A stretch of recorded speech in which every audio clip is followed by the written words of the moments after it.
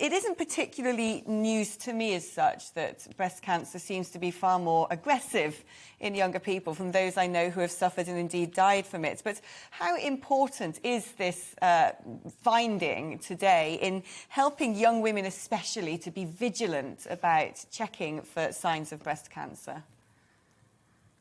I think it's really important and brilliant that we're actually raising the profile of breast cancer and breast cancer awareness, checking for signs and symptoms. So as you mentioned, a large number, 11,000 people die every year, but 1 in 7 UK females will be diagnosed with breast cancer in their lifetime. And also not forgetting a small proportion of men are also diagnosed in their lifetime. So it's roughly 150 new cases every day.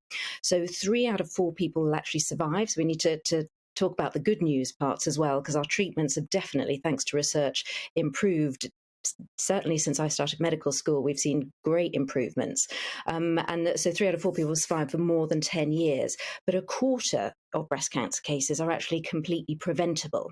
So you've got age is obviously a risk factor that we can't do anything about because we all get older. And genetics also, we come with our own genetics, and strong family history of breast and ovarian cancer are also bringing a risk. But then we look at these avoidable risk factors. So things that can increase our risk of breast cancer, but we can actually do something about. And so that's things like alcohol, so either not drinking alcohol or sticking under your recommended daily limit. And hormones, things like HRT and oral contraceptives, being overweight and inactive, so increasing our activity levels and losing weight, or being a healthy weight rather, is something we can all aim for. The second part of looking at this, no matter what your age is, as a GP, I would encourage just everybody to be really breast aware. So everybody needs to know whether you're male or female, you've got a loved one, or you're checking your breasts yourself.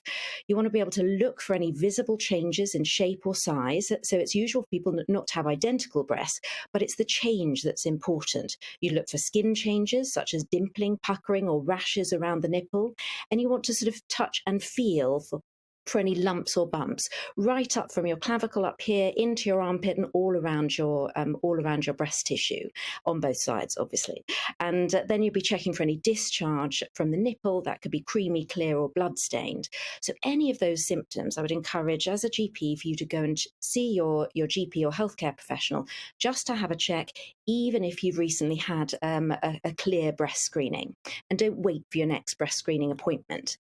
So then we come to the difference between that someone, if you've got symptoms, you need to go and see a doctor as soon as possible to have that checked. So then we look at the other side of it is the regular screening programs. So in the UK, we've got 1,300 lives are saved every year in the UK from breast screening, and that's mammograms typically. And this is when you have no symptoms. So you'll be called roughly from the age of 50 all the way to 70 every 3 years to have a mammogram. And I'd also encourage everybody that hasn't had a mammogram on the regular side to make sure you're up to date and make sure you get your regular 3-yearly approach. If you haven't heard, then you need to get in touch with your GP or the local screening unit. And so that's the important part. So when we're looking at this paper, which was an analysis of 400 studies, which found the risk of secondary cancer, as you mentioned, which ranged between 6 to 22%. But there are a large range of factors that were included within that. And it's important that they're taking into consideration all of those risk factors, which obviously, as the research is doing. And so there's roughly about 1,000 young women under the age of 35 that's diagnosed with breast cancer each year. So then we look at what are the ways that we can do, as we've mentioned, to reduce that risk of spotting a cancer early, because the earlier we find a breast cancer, the quicker it is to get to treatment and the more curable it's likely to be. And as you mentioned, in young women, it is likely to be more aggressive for some people, and it's also dependent on the specific type of cancer that's being diagnosed. So some are more likely to be present within younger females. So the question is both a combined approach. So if you've got a strong family history, you've got a genetic BRCA gene, then you would basically be making sure that you would be presenting to the GP earlier than your normal screening time. And then there are conversations to be had about whether you'd need to start early surveillance. So that might be MRIs or ultrasounds or mammograms at an earlier age. But either way, the key part is to continue checking from an early age to make sure that you're checking your breasts on a regular basis, and preferably on a monthly basis. Just either pick a regular time of the month, a year, a regular time every month to be checking your breasts. And it's really simple to do. And if you're not sure, look online. There are lots of ways that can teach you how to do that.